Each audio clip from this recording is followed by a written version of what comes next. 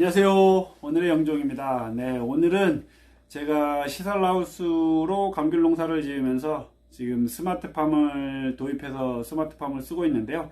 그 스마트팜을 도입하게 된 계기와 스마트팜을 사용하면서 써보니 어떤 점이 좋다, 어떤 점이 나쁘다, 이런 장단점에 대해서 오늘은 간단히 얘기하는 시간을 갖도록 하겠습니다. 네, 저는 지금 시설하우스를 약 2,000평 정도 재배하고 있고요. 운영하고 있고요. 거기에 시설하우스가 2,000평이 약 석동으로 나눠져 있습니다. 석동으로 나눠져 있고, 거기에 작물은 망감류 계열인 천혜향, 그 다음 황금향, 그리고 나머지 하나는 그 가온 극조생.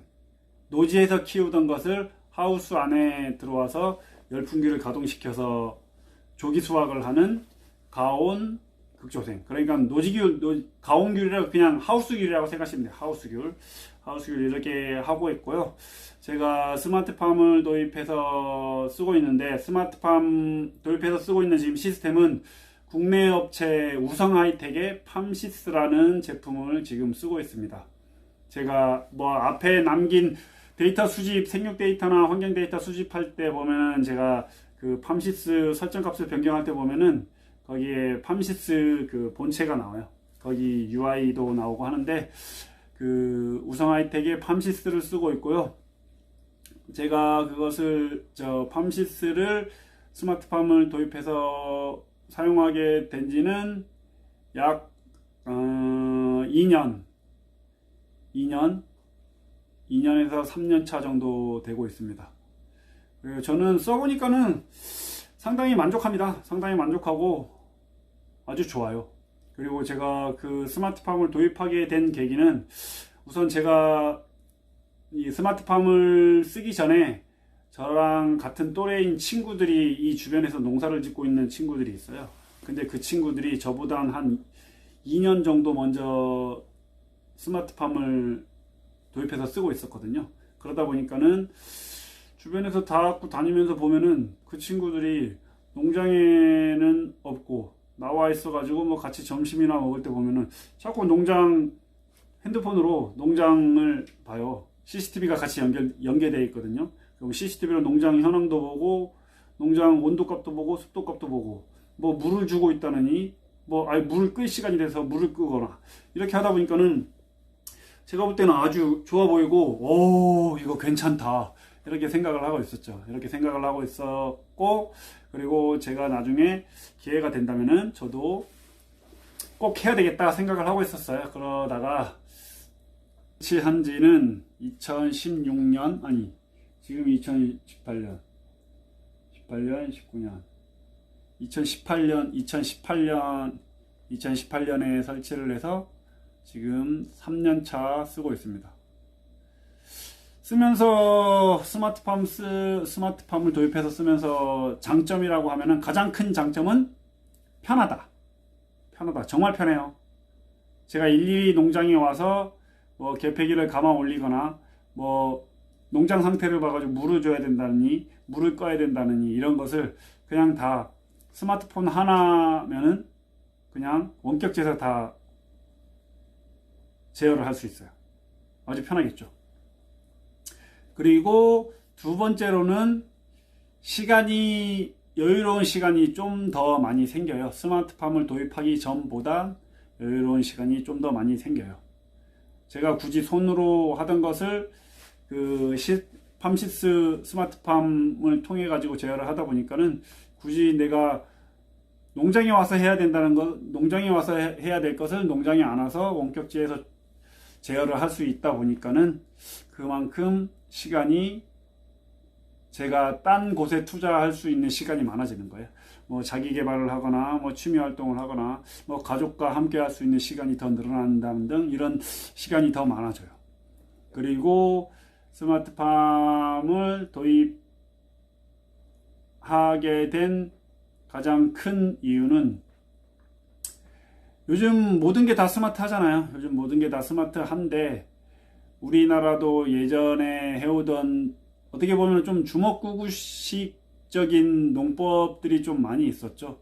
예전에는 인건비도 쌌고 하다 보니까는 굳이 사람을 대체할 필요가 있겠느냐 이런 생각으로 그냥 사람의 힘으로 많이 했었는데, 요즘은 그렇지 않잖아요. 요즘은 모든 게 다 효율적인 걸 좀 더 찾고 체계적인 걸 더 많이 찾으려고 하다 보니까는, 농업 쪽으로도 보면은 농업 선진국 네덜란드만 보더라도 네덜란드는 정밀농업이라고 합니다. 정밀농업.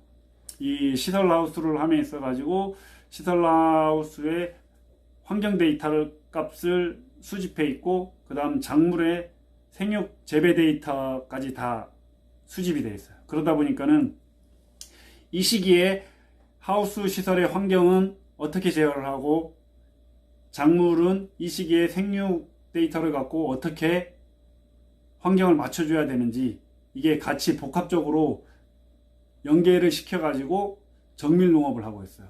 이 두 개의 데이터를 갖고 있어야 정밀 농업이 가능하거든요. 근데 국내는 아직까지 이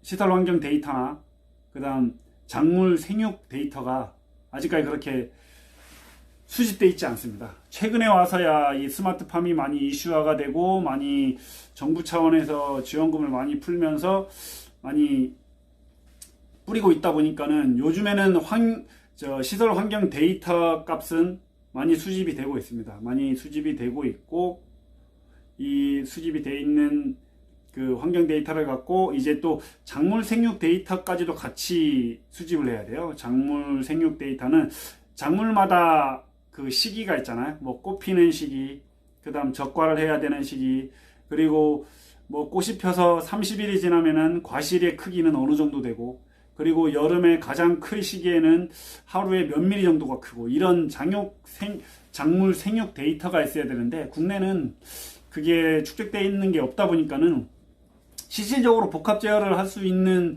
그 기술을 갖고 있어도 복합 제어를 할 수가 없어요. 복합 제어를 할 수 없어요.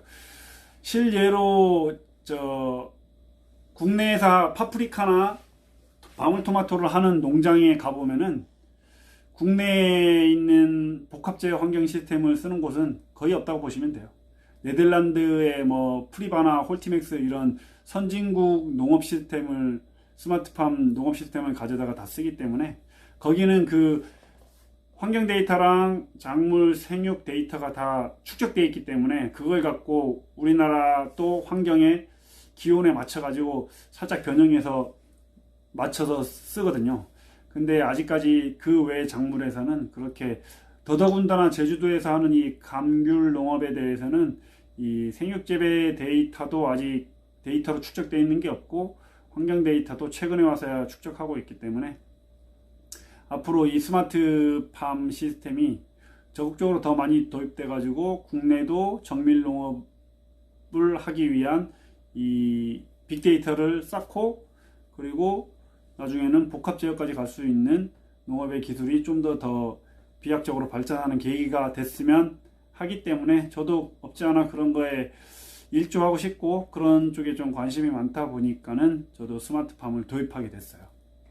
그렇게 해서 써보니까는 아주 만족하고 좋습니다. 좋은데 단점이라고 하면은 그거죠. 아까 제가 앞서 방금 말했다시피 복합 제어가 안 된다는 거.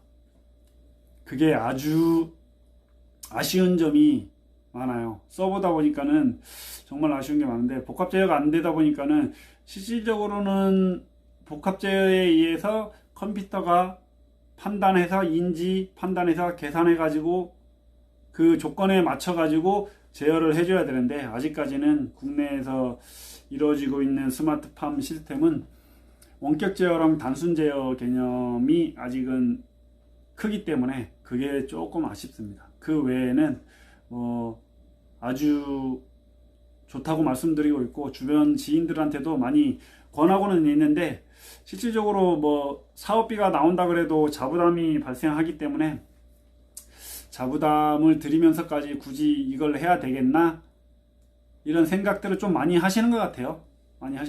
그러다 보니까는 많이 하시지는 않는데, 그래도 올해부터는 이 관내 농업기술센터 같은 데서는 그 스마트팜 관련 강의도 진행하고 있기 때문에, 올해부터는 좀 더 많이 보급시킬 수 있는 그런 교육이나 이런 게 많이 이루어지다 보니까는 좀 더 많은 사람들이 관심을 갖고 좀 더 많이 보급될 수 있는 여지가 생겼다고 생각합니다. 그래가지고 뭐 앞으로 더없이 좋은, 요즘 원래 제주도 감귤 귤값이 상당히 안 좋습니다. 상당히 안 좋아가지고 이 어려운 시기를 헤쳐나가가지고 다 같이 좋은 농사, 행복한 농사를 지으면서 돈 잘 벌고 즐겁게 잘 살았으면 좋겠습니다. 네, 오늘은 여기까지. 오늘의 영종이 스마트팜을 도입하게 된 계기와 스마트팜의 장단점을 얘기해 보았습니다. 그럼 여기서 마치겠습니다. 안녕!